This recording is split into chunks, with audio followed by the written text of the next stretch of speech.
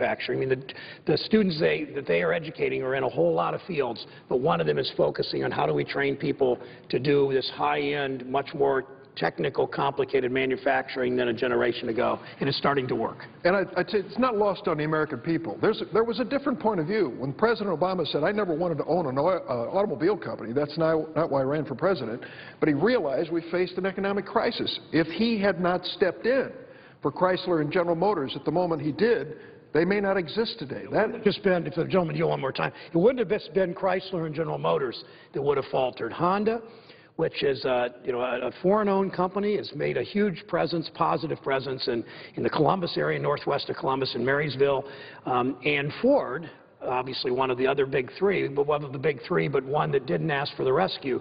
Both of those companies wanted us to do the rescue because they knew if we didn't, their whole supply chain would begin to fall apart too. So this mattered not just for Chrysler and GM, saving them now that they're putting thousands of people all over the country, tens of thousands back to work. It mattered for the entire industry, including the foreign companies that have invested here and hired a lot of American workers. I thank the Senator for that. I would just add, and it's not lost on most Americans, that there are some political figures who have said publicly they should have just gone bankrupt and gone out of business. I think the President made the right decision. Mr. Marchione today made it clear that Chrysler has paid back everything. They paid it all back. And now he said, if we need to borrow money, we're not going to come knock on the door of Secretary Geithner at Treasury Department. We can go to banks. We're a thriving corporation. We're doing well. And he said, I have nothing but good news for you, which is great to hear in a recovering economy. But it was a bet made by the President on behalf of hundreds of thousands of workers and companies, and it paid off. And what it says is that if we stand behind the basic pillars of the American economy, and manufacturing is one of those, maybe the largest pillar that holds up this great economy, that we can prosper and succeed. Jobs being brought back from Mexico and overseas into the United States, I'm glad I've lived to see it, because I can remember when they were headed in the other direction. Companies that were almost given up on by some politicians turn out, like General Motors and Chrysler, to be prosperous today, building new cars, thinking about the new demands of our economy and our future. That tells me that we can put this together. So when we hear those who say what we need to continue to do is to shovel subsidies at oil companies that are $137 billion a year in profits, take that money, we do have a deficit, you know, take that money, invest it in something that will create jobs, and take the balance and reduce the deficit. I don't think that's a bad outcome. There are lots of good things that we can invest in. Department of Energy is talking about battery technology. You know, that is still going to be our challenge for the future, finding ways to create power and save power for when it is needed. And I think we need to incentivize that kind of research in the future as well. So, Mr. President, at this point, I will yield the floor and suggest the absence of a quorum. Clerk will call the roll. Mr. Akaka.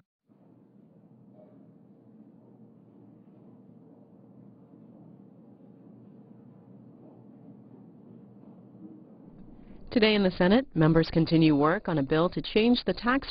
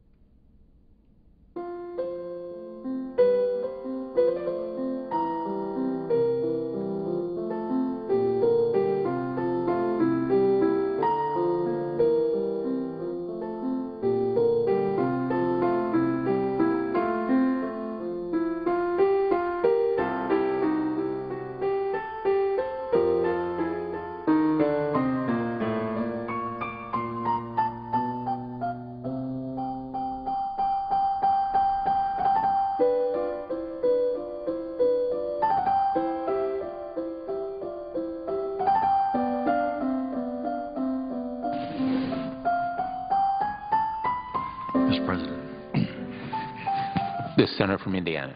Mr. President, I ask that the call of the quorum be vitiated. Without objection. Mr. President, right now there's an issue on the mind of every Hoosier, and I think most Americans, not every American, and that issue is the high price of gas. Over the past few months, gas prices have risen higher and higher each week. Currently, across the nation, I believe the average is somewhere close to $4, maybe $3.91 or 93 cents. In Indiana, it's even higher. It's close to $4, and in many parts of our state, well over $4 per gallon. That obviously has a significant economic impact on our country. It causes budgets to get tighter, planned vacations to either be canceled or shortened. Families, farmers, businesses across the state of Indiana are having to rethink their budgets for the year and make tough financial decisions for themselves. And this is all at a time when unemployment continues to remain high. Americans are struggling to make ends meet. Rising gas and energy costs only further weaken an already struggling economy. Now, it is true that supply and demand of gasoline and oil prices clearly are subject to global considerations. There are concerns that the supply is not meeting the demand. That triggers some clear increase in prices of crude oil. There is also the concern that conflict in the Middle East could potentially shut down lanes of commerce, bringing oil out of the Middle East to the rest of the world. There's speculation on the part of some of that. So we need to acknowledge that there are these spikes. But this is a trend that's been going up and up and up. We've seen gas prices more than double in the last 3 years, and clearly now $3.50, $3.75 is not something that looks like it's a spike. It looks like it's the average that we hope we could fall back to. And that certainly has real serious economic implications for this country. Now, there is some good news here. The good news is that Americans are increasingly understanding and learning that we can be a major player in producing energy. We're discovering abundant amounts of energy in this country that we didn't think that we had. And a lot of that is right here in our backyard. That's the good news. Now, the bad news is that we have had an administration that for 3 years has been promoting policies that work against the goal of our achieving more energy independence. And that's the problem with the bill that we are currently discussing, because that bill raises gasoline prices by raising taxes on oil production. Why in the world would we want to raise prices on gasoline at a time when America's economy is struggling to come out of recession and we're working hard to get people back to work, and at a time when gasoline prices are rising through the supply and demand issues that we've had?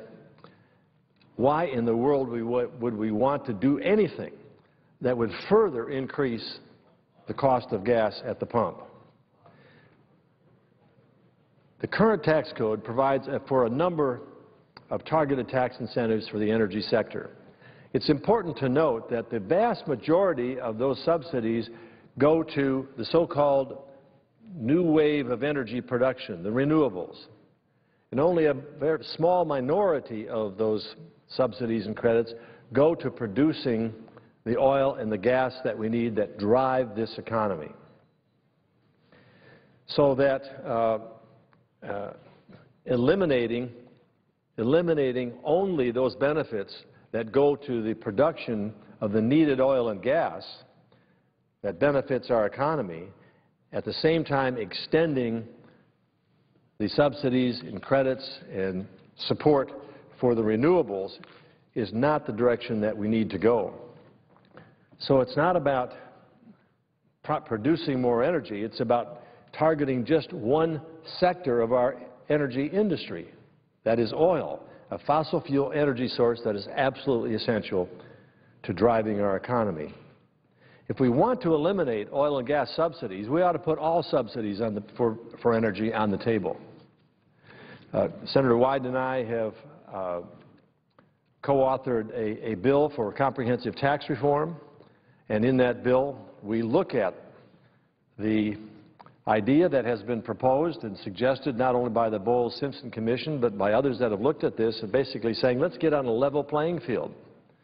And we're willing to make adjustments even within our own bill if necessary to achieve that, so that we can lower interest rates, tax rates on American companies and on the American people by getting us more to a level playing field.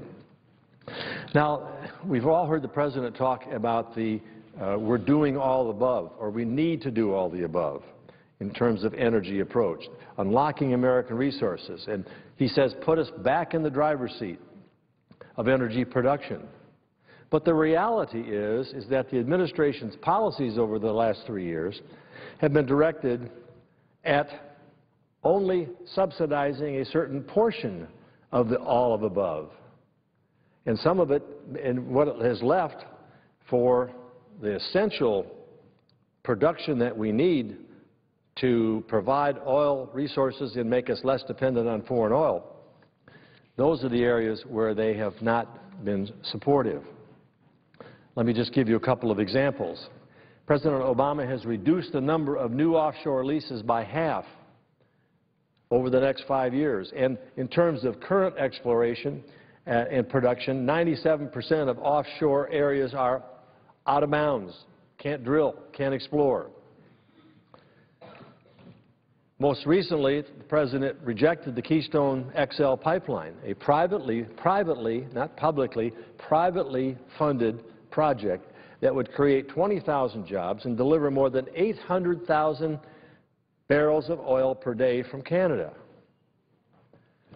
And then just last week, the President shows up and says, we're going to improve the pipeline from Oklahoma down to Louisiana, but rejected doing anything to bring the pipeline from the source of the oil down to the point in Oklahoma where it would continue on. And that's essentially like saying we have goods that we need to move. They're essential to the running of this country and the economy, and we need to ship those from Chicago to New Orleans. But we're only going to build the road from Little Rock to New Orleans, and we won't have any other way of transporting it to get it to that particular point in time, so it makes no sense whatsoever. You can't have it both ways. You can't tell the American people you support an all of the above energy plan and then undercut attempts to produce domestic energy sources. You can't say that you want to reduce America's dependence on foreign oil and then block major parts of the Keystone Pipeline, or tell political leaders in Brazil that you want the U.S. to be one of your best customers. You can't tell Americans you are focused on job creation and then impose one unrealistic regulation after another that will increase energy costs, jeopardize jobs, and shut down plants across the country. But that's exactly what this administration is doing. The Obama energy plan is to pay lip service to American energy production at the same time while enacting policies that limit our ability to tap into domestic resources. Our country faces an energy crisis. We have high unemployment. We have troops putting themselves on the front line to protect oil in the Middle East. But we can change that. We can unlock American energy resources. We can put Americans back to work in doing so. We can protect our troops and reduce our dependence on Middle East oil. We have the ability. We have the innovation. And we have now, we know, the resources to lead the world in energy production. It's time for the President to support American energy production. That's the real all-the-above energy plan. Mr. President, I yield the floor and notice the absence of a quorum. Clerk will call the roll. Mr. Akaka.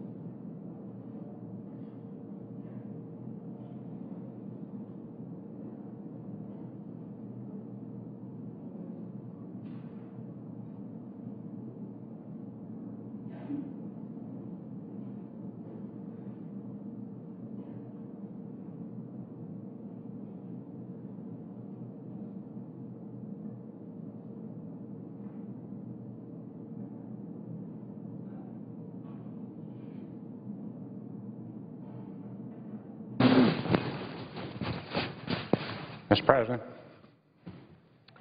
Senator from Kansas.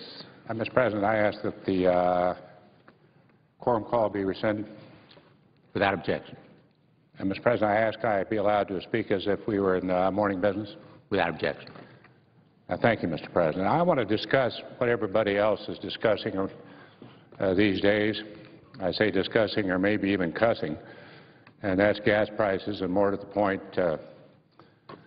some unfortunate finger-pointing that I think is going on in regards to our energy policies and why we see the increase that we are seeing at the gas pump, and really the role of speculation in regards to the futures market and the energy environment that we are now living in that is so challenging. I have the privilege of being the ranking member of the Agriculture Committee, which has jurisdiction over the Commodity Futures and Trading Commission. And I feel it is very important to address some of the claims being made by a number of my friends, some across the aisle this week with regard to speculation in the commodities market. From the rural farmer, Mr. President, to the urban commuter, Americans everywhere are obviously deeply impacted by high gas prices. That's the biggest and most often negative sign that we see when we drive anywhere. Whoops, we see all of a sudden that gas price has shot up, 10 cents. Unfortunately, I don't think that posturing or finger pointing does anything to really minimize the pain felt at the pumps.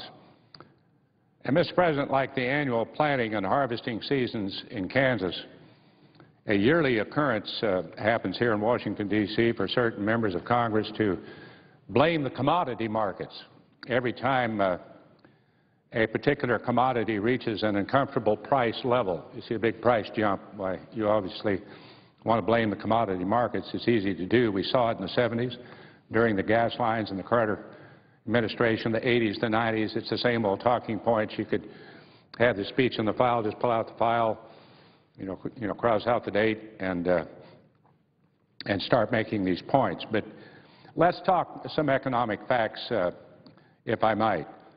I don't think the populist rhetoric, it actually fails to acknowledge that everyone's money is the same color in the futures market.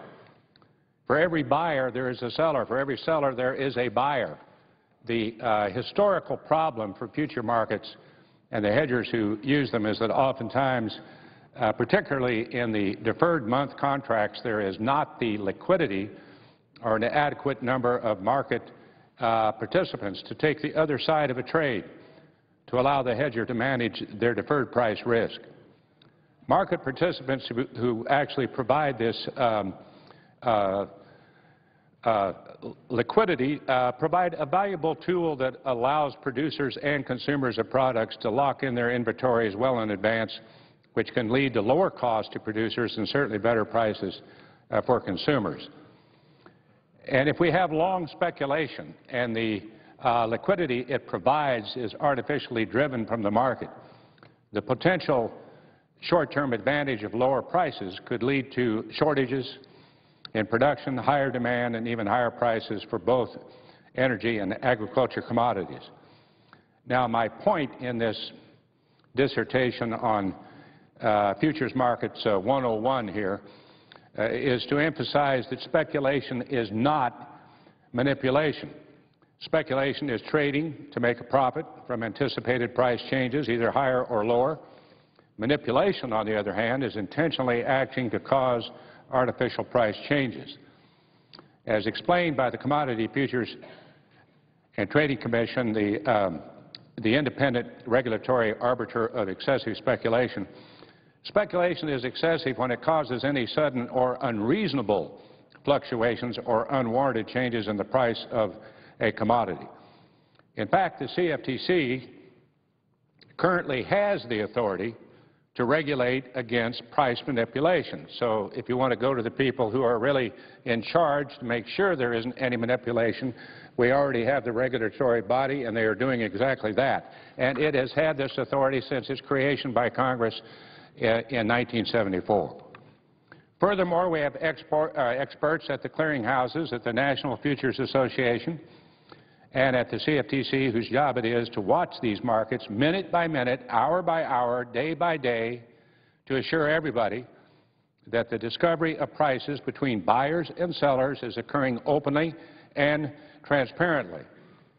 Yet when prices just so happen to move above what somebody in this body might think is reasonable or an uncomfortable level, we have a tendency to blame the participants in the market rather than the multitude of factors and the economic variables that these market participants react to each minute that the market is trading. Let's examine some of these real factors that are affecting our prices of energy. First off, there is tremendous increased demand outside of the United States, in particular Asia, China. They have caused the price of oil to rise rather dramatically. Even with the increased production in Canada, the United States, and Brazil, declines in the North Sea, Mexico, Sudan, and Libya have impacted the global supply. Second, our U.S. refining capacity has decreased as a result of stricter environmental regulations where they get their crude from. Both have lowered the supply of gasoline enough to prop up prices. We see reports in the press every day about one refinery making it big and other refineries are having a lot of difficulty. Third, restricted domestic energy development on federal lands has disrupted our futures projections. Fourth, fear over Iran's nuclear weapons ambitions is leading to increased demands for gasoline. People try to stock up in anticipation of any supply disruption that would be based on the possibility of a conflict in the Middle East. And lastly, I would simply point out that blaming speculators ignores the inflationary aspects of the monetary policies of several central banks around the globe. It doesn't take a speculator to know that when the U.S. Treasury prints more money, it drives down the value of the dollar, drives up the price of raw materials and commodities like oil priced in dollars. Yet, despite these facts, we have too many who keep seeking a solution for a problem that simply isn't there. Now, what have the regulatory bodies found in their investigations as we look for somebody to blame? There have already been studies and investigations into whether excessive speculation is really manipulation, and they are manipulating prices. Now, let's just take a look at what they found. Last year, a Federal Trade Commission report on the manipulation of gas prices determined that none of the complaints investigated violated any FTC rules. A similar study by the CFTC stated that in its analysis, and I quote here, does not support the proposition that speculative activity has systemically driven changes in oil prices. And last but not least, the administration's own Financial Fraud Enforcement Task Force set out to investigate illegal speculation in the energy markets, and to date it has found none. Mr. President, the effects of high gas prices on our economic growth and on each individual business and family are certainly well understood. We should be finding effective solutions to fix a failed federal energy policy rather than trying to place the blame where it doesn't exist. And these solutions just don't stop at the increased domestic oil and gas production. They include implementation of workable environmental regulations. Unfortunately, the multitude of regulations under this administration are anything but workable. They're like a Katrina flooding virtually every part of the economic sector. That's all I hear about when I go back home to Kansas. There are a lot of things that are on people's minds, but regulation is number one. And I don't care what sector of the economy that we're talking about. There's a very real fear in my state that the new clean air regulations that we're just hearing about targeting coal-fired power plants could really disrupt our power grid. In a state that relies on coal for 75% of our power, this is just simply unacceptable. Then if we continue moving forward towards cleaner forms of energy. Certainly we want to do that, but in a way that won't compromise the ability for Kansans or, for that matter, any citizen of any state to access affordable energy. This includes impending federal regulations on hydraulic fracturing, which will continue to play a huge role in my state's energy economy. In closing, Mr. President, on the larger topic of domestic energy companies, I think it's really unfortunate for elected officials to come to the floor, or for that matter, make a speech anywhere, and single out specific industries and private U.S. citizens even, for that matter, who employ millions of Americans and blame them for our energy woes. I think we're better than that. Let's remember that attacking their profits, it's an easy target. It isn't going to hurt the few top-level executives at these companies, but it will hurt middle-income Americans and retirees who make up over 90% of the ownership of so-called big oil or so-called big anything, and rely on their IRAs, their pension funds, and their mutual funds for their very livelihood. So these aren't privately held companies, so let's remember who actually owns these companies. It is our constituents. That's who it is. Thank you, Mr. President. I yield the floor. And I notice the absence of a quorum. Clerk will call the roll. Mr. Akaka.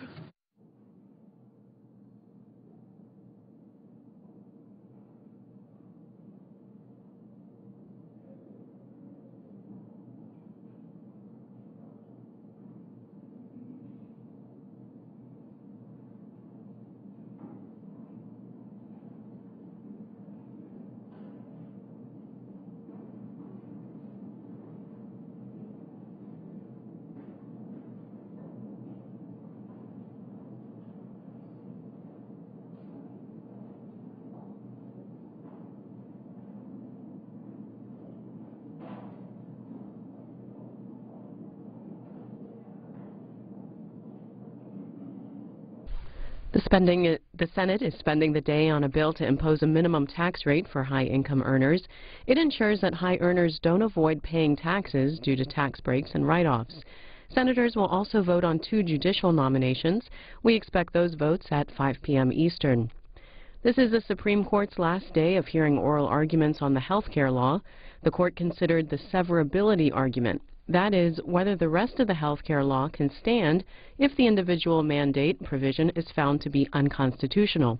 You can hear that right now on C-SPAN 3. This afternoon's argument on the expansion of the Medicaid program for low-income Americans will be played back at 3:15 p.m. Eastern, also on C-SPAN 3.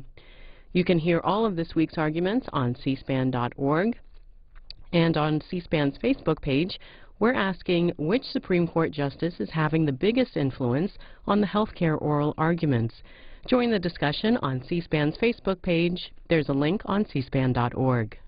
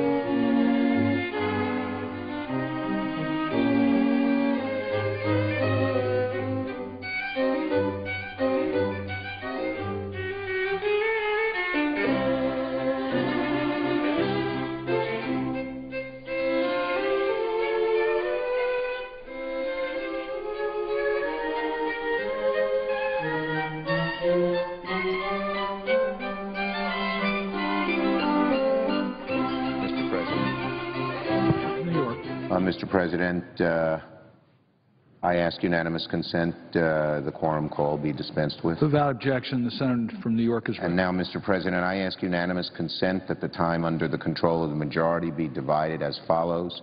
Mr. Schumer for 10 minutes, Mr. Cardin for 10 minutes, Mr. Sanders for 10 minutes, Mr. Levin for 10 minutes, Mr. Reed of Rhode Island for 10 minutes, and Mr. Merkley for 10 minutes. Without objection, so ordered. Mr. President, I rise today in support of the legislation authored by my good friend from New Jersey, Senator Menendez. But before I do, I want to call attention to the highway bill and its holdup by our colleagues in the House. Once again, we're facing the specter of an unnecessary shutdown caused by intransigence in the House Republican caucus, and time is ticking away. Should we reach the March 31st deadline without passing a bill, states' contract authority for construction projects will cease, and 2.9 million jobs will be put at grave risk. It doesn't have to be this way. Speaker Boehner has once again been painted into a corner by the extreme wing in his caucus, which is committed to blocking a responsible highway bill at every turn. It's become clear that Speaker Boehner has run out of options. He has tried to pass a highly partisan House-drafted highway bill, and that failed. He has tried to pass a 90-day extension on Monday, and that failed. And then he tried to pass a 60-day extension on Tuesday, and that failed as well. And now we've learned that the House will not vote on any type of extension today either. Time is running out. Speaker Boehner simply cannot pass a transportation bill of any length without Democratic votes, and it's time he accepts that. Fortunately, Mr. President, there's an easy way out that already has a stamp of approval from some of the most conservative Republicans in Congress. The House could pass the Senate bill. If Speaker Boehner put the Senate bill on the floor, there is virtually no question it would pass by a large majority. You know, this is beginning to look a bit like the replay of the payroll tax cut episode. Just like then, the Senate passed a bipartisan bill by an overwhelming majority. Just like then, the Speaker originally said he would act based on the Senate compromise, but then he went back on what he said. And just like then, with the deadline looming, the Speaker is unable to pass an alternative measure and is resorting to ask the Senate for a conference. Well, we all know how the payroll tax cut saga ended. Republicans started turning on the Speaker and calling on him to pass the Senate bill. Now, that's happening here, too. Earlier this week, 3 House Republicans from mainstream Republican districts, Congress members Dole and Biggert and Bass, joined the growing calls for Speaker Boehner to put the Senate 2-year highway bill on the floor. These are major cracks in the dam, and we believe it's the start of a trend.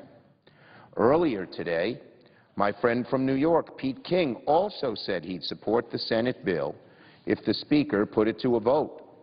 Now, that doesn't come as a surprise, as Congressman King is a strong fighter for New York's transportation needs, including mass transit, which are protected in the Senate bill. The Senate bill is about 24 publicly declared Republicans away from having the votes needed to pass. We believe we have those 24 Republicans in the House and more. They may not be publicly declared, but they are there. The Senate 2-year bill can be a lifeboat for Speaker Boehner. He should take it before it is too late.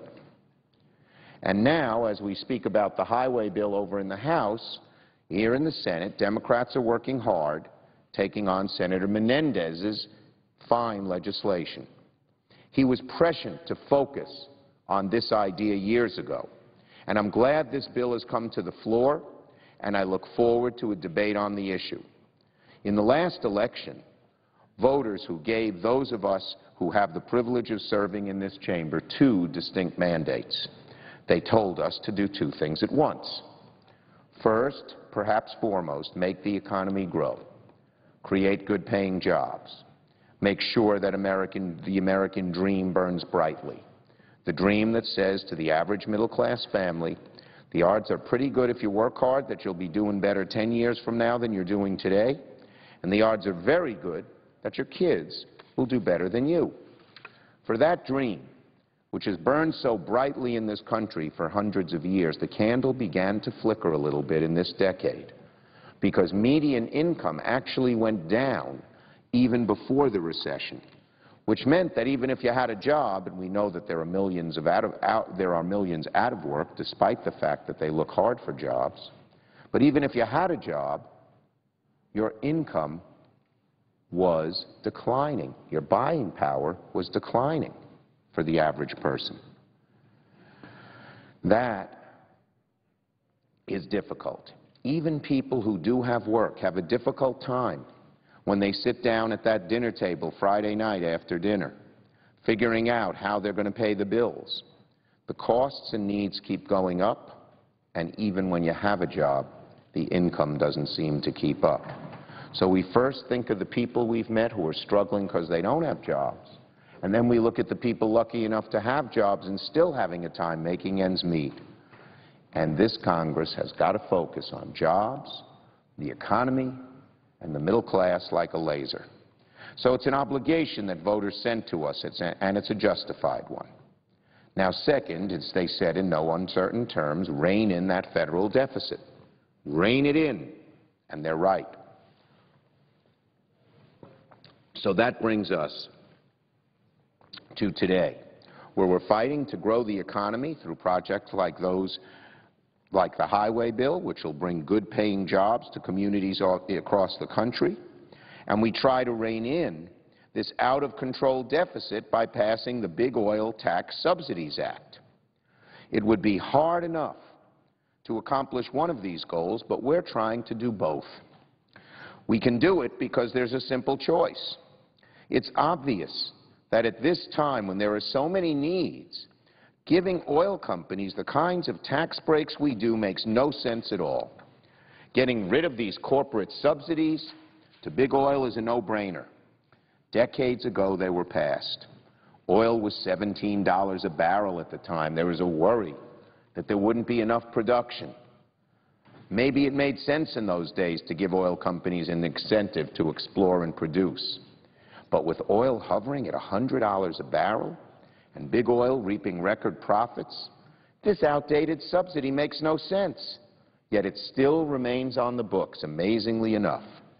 It defies logic for this government to spend billions of dollars for taxpayers to give dollars out of their pocket every year when they are struggling to big oil in tax giveaways.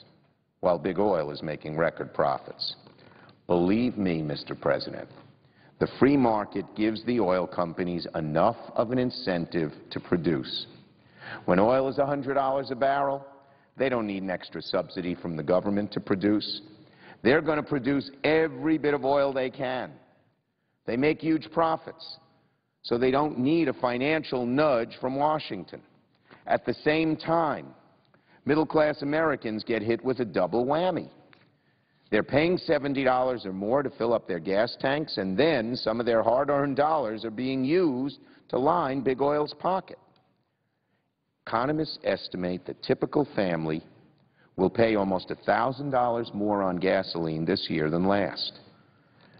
But families in my home state of New York and across the country are still struggling to make ends meet.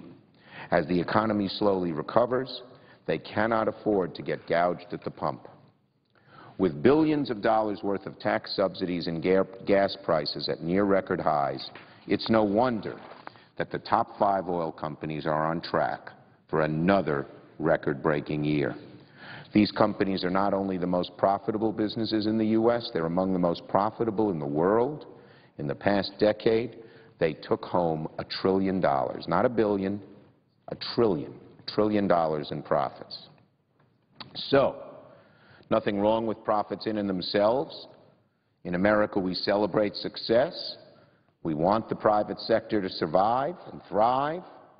But at a time when the government's looking to tighten its belt, we're grappling with painful cuts because we have the dual goal of growing the middle class but also reducing the deficit, it boggles the mind that we continue to subsidize such a lavish industry. Now, I've watched my colleagues on the other side of the aisle stand idly by while the type of funding that helps our middle class is threatened. Now they're going to choose these subsidies to big oil over money to help kids pay for college, over cancer research, over helping our veterans, over keeping our highway and transit systems reliable. Hardly any American would agree with that. Hardly any American, Democrat, Republican, liberal, moderate, conservative, northeast, south, or west would agree. Try to wrap your head around it. Big oil is reporting record profits. Gas prices are at an all-time high, and we, the American taxpayers, are still subsidizing the oil industry. You don't need the imagination of Lewis Carroll to come up with a more ridiculous scenario. And that is why I strongly support, and I'm proud to co-sponsor, Senator Menendez's Repeal Big Oil Tax Subsidies Act. If our Republican colleagues are serious about deficit reduction, the Menendez bill is the chance to show it. There is no good reason not to support this sensible legislation. In fact, Speaker Boehner himself has said as much. Let's not forget, he was in favor of repealing oil subsidies before he was against it. So, the bottom line is this. At a time of sky-high oil prices, it's unfathomable to continue to pad the profits of oil companies with taxpayer-funded subsidies. The time to repeal these giveaways is now. Mr. President, I yield the floor and note the absence of a quorum. The clerk will call the roll. Mr. Akaka.